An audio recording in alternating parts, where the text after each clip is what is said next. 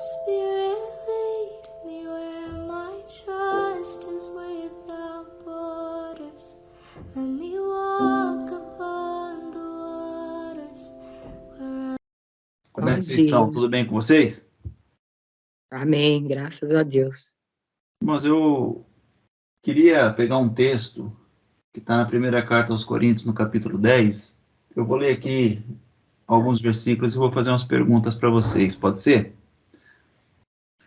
Ó, 1 Coríntios, capítulo 10, versículo de número 14, fala assim, olha, portanto, meus amados, fugi da idolatria. Falo como a criteriosos.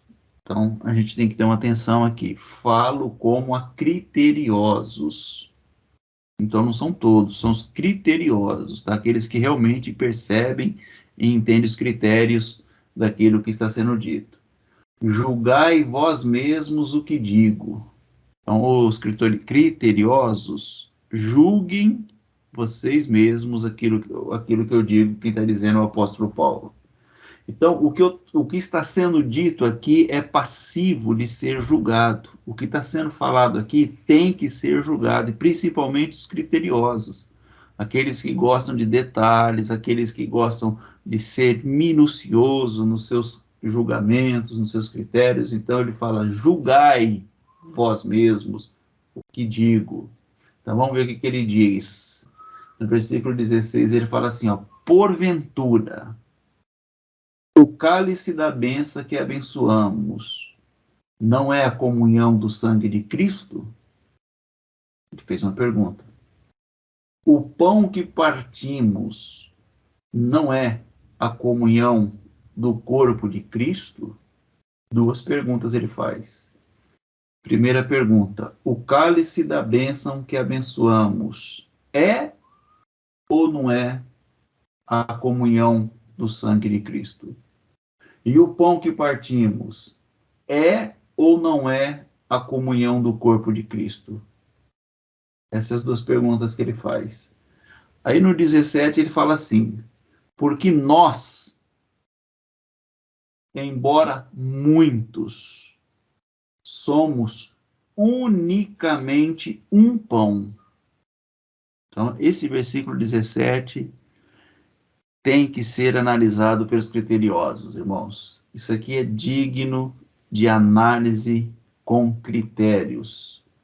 Porque nós, embora muitos, somos unicamente um pão, um só corpo, porque todos participamos do único pão. Ponto final. Será que nós estamos entendendo, de fato, o que é essa unidade? Por que o apóstolo Paulo está dizendo isso à igreja de Coríntios? Por que essa palavra aqui no capítulo 10 à igreja de Coríntios? O que isso traz para nós nos nossos dias, no nosso dia a dia? Qual a diferença em compreender isso ou não compreender isso? Porque nós, embora muitos, somos unicamente um pão, um só corpo, porque todos participamos do único pão. O que eu quero perguntar para os irmãos é o seguinte: a religião, irmãos, conhecida talvez como religião cristã, evangélica e outras religiões, vocês conseguem enxergar no modus operandi das religiões um ensinamento que revela que todos, embora sendo muitos, somos um só pão? É isso que a religião prega? É isso que as religiões pregam? Nós somos participantes de um único pão? É isso que vocês enxergam no dia a dia, nas palavras, nas ações daqueles que se dizem religiosos? E o que faz a diferença para vocês entender isso? Porque nós, embora muitos, somos unicamente um pão. um só corpo, porque todos participamos do único pão. Os irmãos estão cientes aí do que é unidade? Do que isso significa?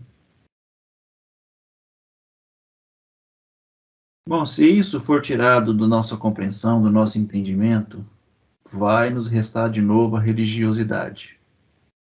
Aquela briga que faz separação entre homem e mulher, preto e branco, judeu ou gentil, salvo, não salvo, pessoa abençoada, pessoa amaldiçoada. Tantas divisões acontecem. Fora desse entendimento, só tem divisão. Então eu gostaria de ouvir os irmãos. O que os irmãos têm a dizer a respeito desse entendimento que a gente está tentando passar já faz um tempinho aí, irmãos? A igreja tem a celebração da ceia do Senhor, da Santa Ceia.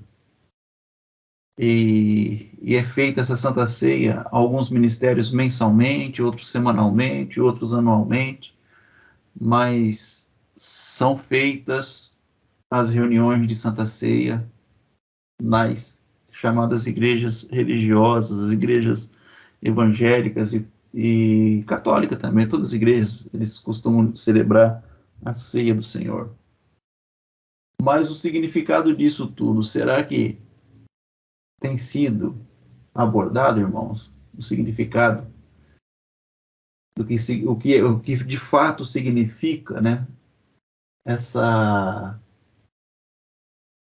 Esse ensinamento aqui do apóstolo Paulo.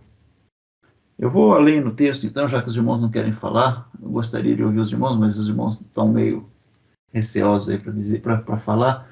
No capítulo 11, o capítulo depois, no versículo 23, que é um texto muito conhecido, é um texto muito conhecido da igreja, né, que é toda a Santa Ceia, é lido isso aqui, onde o apóstolo Paulo fala assim no versículo 23, 1 Coríntios 11, 23.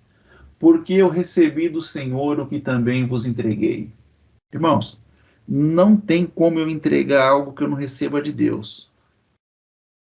Se eu entregar algo que está sendo de mim mesmo, isso não tem valor. Eu só posso entregar o que eu de Deus recebo. Porque eu recebi do Senhor o que também vos entreguei. Que o Senhor Jesus, na noite em que foi traído, ele tomou o pão. Aí vem a questão religiosa, teológica, né, discutir. Ah, mas o apóstolo Paulo não estava lá, ele não era um dos 12. Ah, o apóstolo Paulo não poderia ter dito isso porque ele não estava lá. Por que isso, irmãos? Porque isso está dentro da questão teológica ou histórica. Só que o apóstolo Paulo, ele entendeu tanto isso, ele teve uma conexão tão grande com o mundo espiritual, que ele pôde entender o que aconteceu naquele dia, naquela noite, em que Jesus foi traído, em que ele tomou o pão, em que ele, tendo dado graças, ele partiu o pão. E ele disse, ao partir o pão, ele disse, isso é o meu corpo que é dado por vós, fazer isso em memória de mim. Então, o sistema religioso, eles pegam de fato um pedaço de pão, o pão não físico, pão aí de trigo, cada um tem o seu modo de fazer o pão, uns colocam fermento, outros não colocam, uns fazem no dia anterior, outros fazem no mesmo dia, então eles criam vários critérios aí para poder fazer o pão da ceia, e acha que a bênção é realmente aquele pão, uns levam um pedaço de pão para casa, para o doente, outros guardam o pão para o irmão que não foi aquele dia comer no dia seguinte, e é feito assim todo um trabalho em cima da materialidade do pão, porque não se entende o simbolismo, a simbologia desse pão. Então é feito tudo um trabalho em cima de um pão ou de um vinho, né, ou de um suco de uva, porque não estão entendendo o que realmente significa isso. E o que serve para nós aqui, irmãos, é compreendermos isso tudo dentro da vida orgânica, dentro da humanidade, isso dentro da influência do homem dentro de nós. Isso aqui partindo de dentro de cada um de nós. Então, quando é dito assim, olha, ele tendo dado graças, ele pegou aquele pão, deu graças e o partiu, não é que ele repartiu o pão. Partir e repartir tem diferença. Eu reparto um alimento com alguém e nós matamos a fome.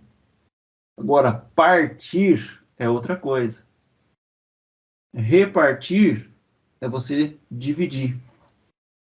Repartir o pão, ele estaria dividindo o pão. Agora, partindo o pão, ele não está dividindo o pão. Ele está partindo, está entregando. Né? Ele tomou o pão, deu graças e o partiu. E ele disse: isto é meu corpo, que é dado por vós, e fazer isso em memória de mim.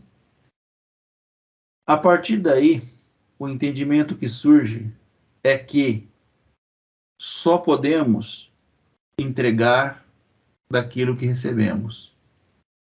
Por isso, a importância de nós sabermos e reconhecermos e vivermos que nós recebemos o tudo de Deus, que nós somos completos, que não nos falta nada. Por quê? Porque nós recebemos isso do próprio Deus. Isso foi nos dado a partir de um partir de Deus para nós. Partiu de Deus isso para nós. Não foi repartido, foi partido de Deus. Isso veio de Deus para nós. Eu pego um pão e dali do pão eu parto para vocês. Então, aquilo que Jesus estava fazendo, ele estava simbolizando, ele estava significando a vinda dele. O que realmente representa a vinda dele naquela época, naquele tempo, foi entregar de si mesmo para todos nós. Foi o entregar-se. Partiu dele o entregar-se. E agora nós podemos também fazer o que ele fez. Isso é unidade, irmãos. Isso é unidade. Então ele partiu de Jesus. Jesus ele foi partido a partir dali. Foi partido de Jesus a partir dali, do Cristo. E agora cada pedaço que partiu dele está dentro de nós. Isso é a significância disso tudo. E aí a questão é, a religião proibia as pessoas de tomar ceia se elas não estivessem preparadas. Eu me lembro que isso era uma questão que a gente tinha muita divergência enquanto eu estava na igreja, porque os líderes, eles querem analisar as pessoas para saber quem pode e quem não pode comer um pedaço de pão e tomar um copinho de suco de uva. Porque para eles aquilo ali era o ápice dos trabalhos na igreja. O direito de comer um pedacinho de pão e tomar um copinho de suco de uva. E ali eram feitos julgamentos, irmãos. Julgamentos em cima de julgamentos. Os diáconos olhavam para a cara da pessoa e não deixavam ela pegar um pedaço de pão na bandeja ou pegar um copinho de suco na bandejinha, julgando as pessoas. Será que havia um entendimento de que Cristo ele veio justamente por causa daqueles que não estavam de acordo? Se todo mundo tivesse de acordo, ele não precisava ter vindo. Está todo mundo de acordo, todo mundo certo aqui, então para que eu vou? Não preciso. A Bíblia nos ensina que Jesus veio buscar e salvar o que estava perdido. Buscar e salvar o que estava perdido. Ele não veio buscar os salvos. Ele veio buscar e salvar o que estava perdido. Então, quando é dito que há o ministério de reconciliação, que Deus estava em Cristo, reconciliando consigo mesmo o mundo, as pessoas precisam entender que quem é o mundo que está sendo reconciliado é o mundo que a igreja condena. É aquilo que a igreja fala, olha, não faça parte do mundo, não deixe o mundo entrar na igreja. O mundo é tudo aquilo que nós julgamos que são diferentes de nós e não fazem aquilo que nós fazemos. Esse é o mundo. E aí a gente olha para a Bíblia e está dito que é esse mundo que é diferente na nossa concepção de certo e de errado, de bem e do mal, que é o alvo de Deus. É esse mundo que Deus veio reconciliar. Ele não veio reconciliar os santarrões, os santos. Ele não veio reconciliar os membros privilegiados de religião. Ele veio reconciliar o mundo com ele. E o mundo se refere a tudo que não presta. Quando a Bíblia fala do mundo, ela fala de um tipo de gente que era considerado pela massa humana de escória. De gente que não tinha importância alguma, tudo que não prestava era considerado o mundo. E hoje, no século XXI, irmãos, em pleno século XXI, ainda os irmãos condenam o mundo. Mas foi justamente o mundo que foi salvo por Deus, que foi reconciliado com Deus, na pessoa de Jesus Cristo. Então, quando nós falamos de unidade, a unidade é a preparação para que nós possamos entender o bem de Deus, que é diferente do bem dos homens. O bem dos homens é algo que me convém, que me satisfaz, que faz o bem para mim. Então, esse é o bem dos homens. Agora, o bem de Deus não é a favor dele mesmo. Deus não faz o bem para ele. O bem de Deus é em favor da sua criação. Por isso a diferença entre o bem dos homens e o bem de Deus, que nós vamos falar daqui para frente, se tiver bem compreendido isso que a gente está dizendo aqui a respeito da unidade. Se a unidade está sendo bem compreendida, nós podemos mudar para o bem de Deus. O assunto nosso será o bem de Deus. Nós vamos buscar agora os versículos e as passagens onde Deus ele se mostra através do seu bem, da sua luz, daquilo que de fato ele é. E que os homens perderam isso na história, não compreendendo o bem de Deus, aquilo que de fato é Deus. Então, se tiver bem entendido isso, Jesus ele partiu o seu corpo. Ou seja, cada um recebeu uma parte do Cristo. Cada pessoa recebeu uma parte do Cristo. E agora ela pode entregar essa parte que recebeu, se ela quiser entregar. Então o apóstolo Paulo ele fala, ó, eu recebi do Senhor o que eu vos entreguei, que eu estou entregando para vocês até, que eu entreguei até agora e que eu vou entregar daqui para frente. Eu só posso entregar porque foi Jesus partiu isso de Jesus o Cristo. Isso partiu do Cristo, então eu posso entregar. Isso não partiu de mim, isso não veio de mim, não sou eu, não é o que eu faço, não é o que eu creio, não é o que eu como, não é o que eu bebo, não é o que eu visto, não é o que eu frequento. Não, isso partiu dele. Independentemente do que eu fiz ou do que eu deixei de fazer, do que eu creio, do que eu deixei de crer, isso partiu dele. Ele não olhou para mim e perguntou, você crê? Não, isso partiu dele. Ele quis fazer assim, ele fez assim. Então, é isso que nós, como filhos, como descendência, como criaturas, como pessoas, precisamos acreditar. Porque isso partiu dele. Não foi repartido, foi partido dele. Take me deeper than my feet could ever wander, and my faith would be made stronger in the presence of my Savior.